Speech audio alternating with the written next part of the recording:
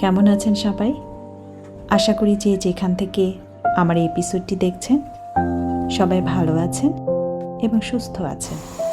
আমি নাহি USA Bangladeshi lifestyle থেকে আপনাদের সবাইকে স্বাগত জানিয়ে শুরু করছি নতুন আরও একটি এপিসোড। আজ শনিবার আর এখন সকাল 7:30। আজকে সকালটা একটু আলাদা অনুভূতি নিয়েই শুরু হয়েছে, কারণ আজ থেকে আমার অফিসের ক্রিসমাস হলিডে শুরু হলো। আমার অফিস খুলবে একদম 2026 সালের জানুয়ারির 5 তারিখে। জানেন, মনটা বেশ হালকা লাগছে আজ ঘুম থেকে ওঠার পর থেকেই। যদিও দায়িত্ব অনুযায়ী ছুটির মধ্যেও অফিসের কোনো জরুরি প্রয়োজনে সময় দিতে হতে পারে, তবুও এই লম্বা বিরতিটা মানসিকভাবে বেশ স্বস্তির। আজকে তাই সকাল সকালই রেডি হয়ে জিমে যাওয়ার জন্য বের হলাম। আজকে বাইরে ঠান্ডাটাও কিছুটা কম, এখন টেম্পারেচার 3 ডিগ্রি সেলসিয়াস। বাতাস কম বলে ঠান্ডাটাও কম লাগছে। আগের কয়েকদিনের তুলনায় এটা বেশ সহনীয়ই বলা যায়। এই যে আমি জিমে চলে আসলাম, 45 মিনিট মতো ওয়ার্কআউট করে নেব।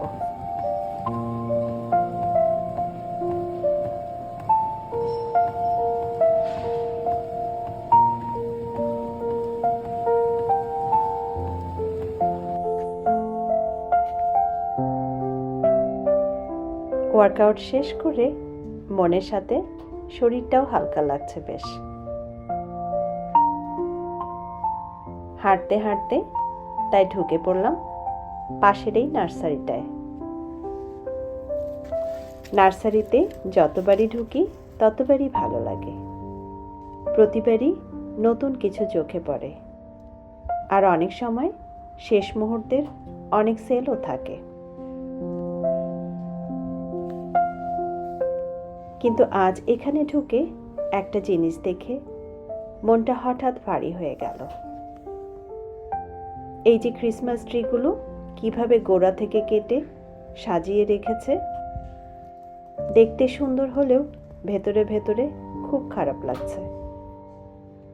এই ক্রিসমাসের সময়টা এলেই এসব কাটা গাছ চোখে পড়ে, আর এই কাটা গাছগুলো দেখলেই মনটা কেমন যেন খারাপ হয়ে যায়।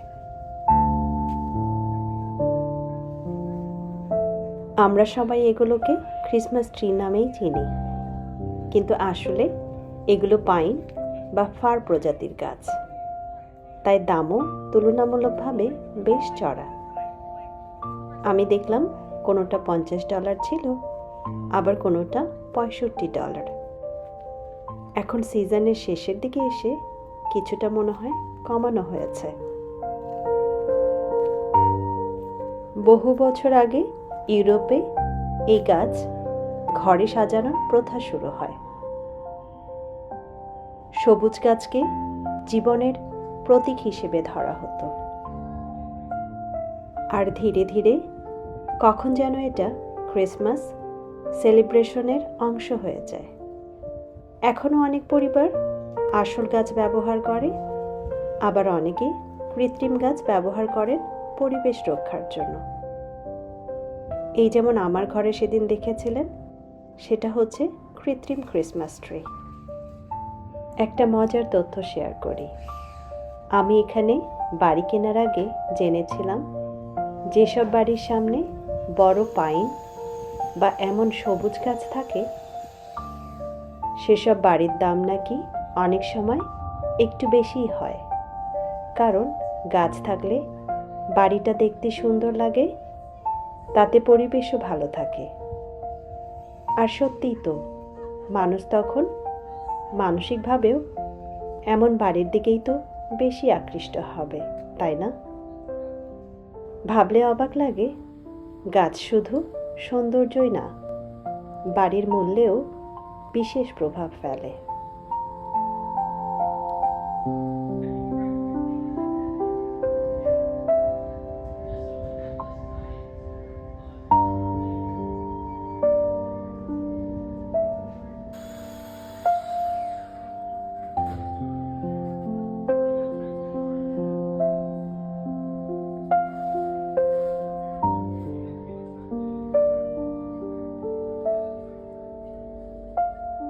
এই যে দেখছেন ইনডোর সেকশনে বিভিন্ন রঙের পয়েন্টসেটিয়া প্ল্যান্টের উপর সুন্দর একটা সেলও চলছে। এই গাছগুলো আসলে ক্রিসমাস ডেকোরেশনের অন্যতম গুরুত্বপূর্ণ অংশ।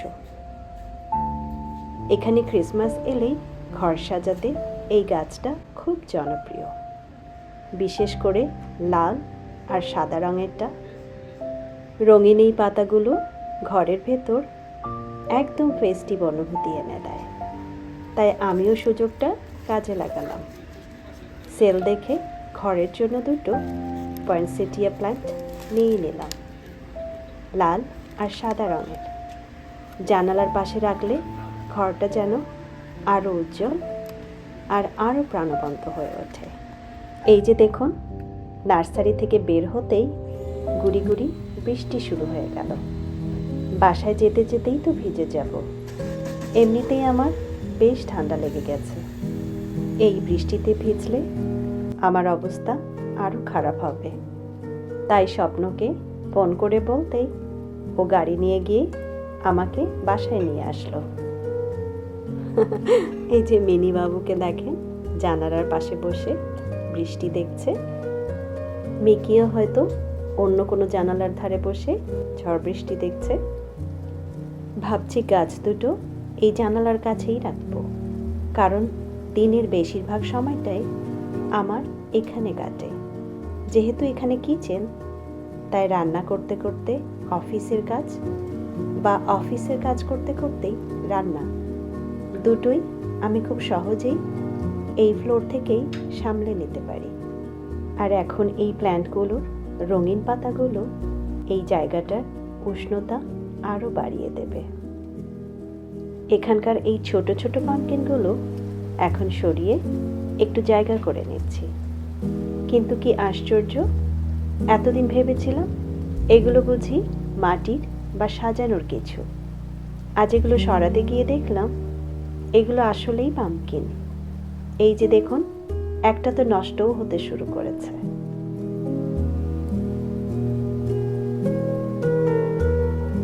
জানি না এগুলো রান্না করে খাওয়া যায় কি না, তবে থাক, এগুলো এখানেই সাজিয়ে রাখি। কখনো কখনো সত্যি কিছু ছোট পরিবর্তন মুহূর্তের মধ্যেই মনের ভেতরের জমে থাকা কষ্টগুলো ধুয়ে মুছে পরিষ্কার করে দেয়। সকালে কাটা গাছগুলো দেখে যে ভারটা মনে জমেছিল, এখন এই পয়েন্টসেটিয়া গাছটার রং আর জানালার বাইরে ভেজা প্রকৃতির দৃশ্য দুটো মিলেই যেন এক নীরব কবিতা হয়ে উঠেছে। ভেতরে উষ্ণ রঙের ছোঁয়া আর বাইরে বৃষ্টি ভেজা আকাশ। এই দুইয়ের মাঝখানেই আমার আজকের দিনের সময়গুলো শান্তভাবে আর ধীরে বয়ে যাচ্ছে। এখানে আমি একটা ওয়াটার জারে মিনারেল পানি দিয়ে তাতে কয়েকটা শসা স্লাইস দিয়ে রেখে দেব। কাজের ফাঁকে ফাঁকে যেন সহজেই পানি খেতে পারি। এভাবে আগে থেকেই প্রস্তুত করে রাখলে খেতেও ইচ্ছে করে, আর শরীরের জন্য এত প্রয়োজনীয় এই পানিটা খেতে খুব একটা ভুলে যায় না। ছোট্ট এই অভ্যাসটাই আমাকে কিন্তু কাজের মাঝে অনেকটা সতেজ রাখে। আমরা সবাই সারাদিনই অনেক কাজ করি, তাই না? কিন্তু যদি পানিটাকে একটু যত্ন করে যে কোনো ফলের স্লাইস বা সামান্য পুদিনা পাতা দিয়ে হলেও সাজিয়ে রাখি, তাহলে সেটা দেখতে যেমন ভালো লাগে, তেমনি কিন্তু মনেও থাকে পানি খাওয়ার কথা। ছোট্ট এই অভ্যাসটাই ব্যস্ত দিনের মাঝে নিজের শরীরের যত্ন নেওয়ার একটা কিন্তু সুন্দর উপায়।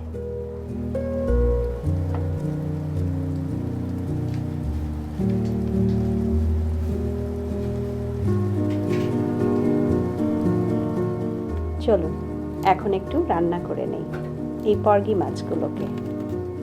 বাজারে গেলেই খুঁজে খুঁজে দেখি পর্গি মাছ আছে কিনা।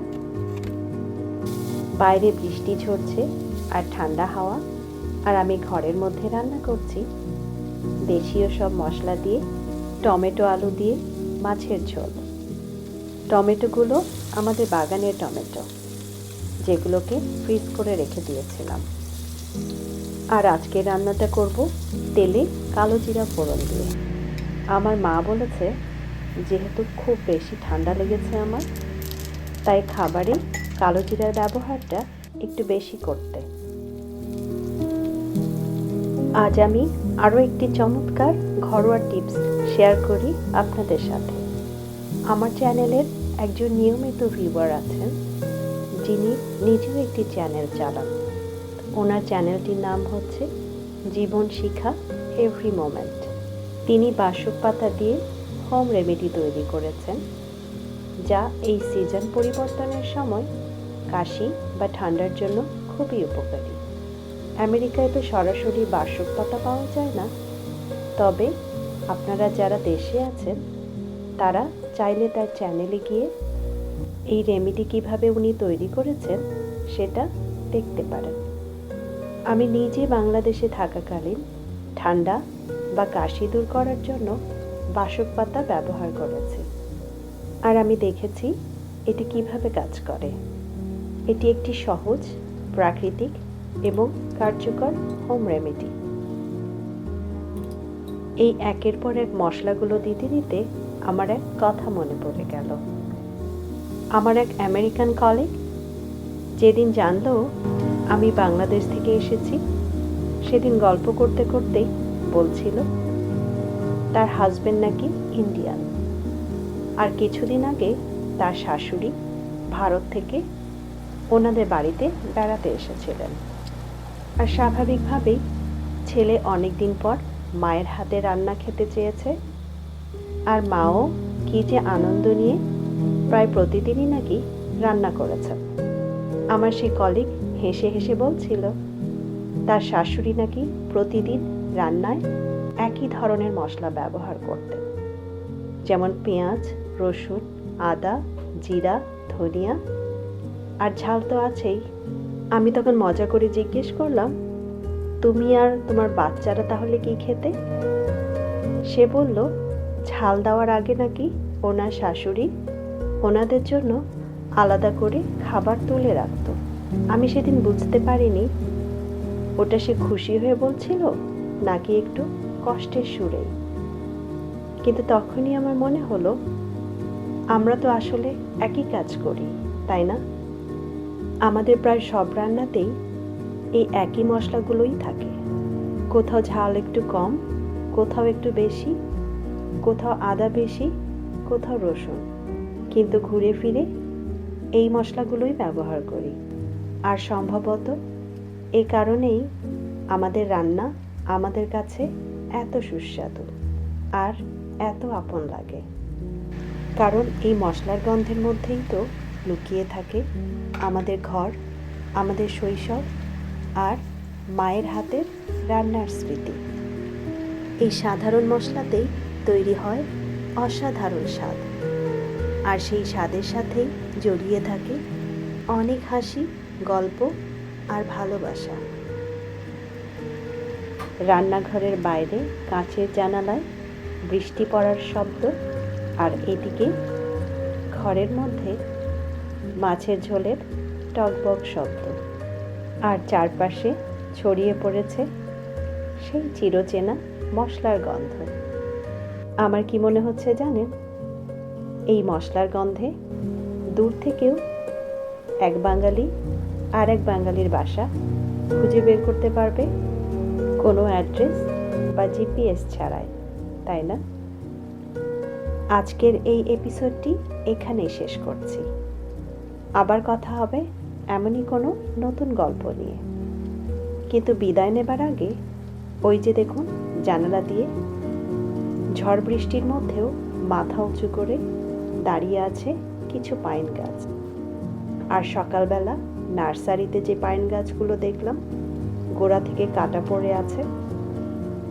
আসলে সব সময় পরিস্থিতি আমাদের পক্ষে থাকে না, কিন্তু যদি নিজের জায়গায় টিকে থাকতে পারি, সেটাই আমাদের সবচেয়ে বড় শক্তি।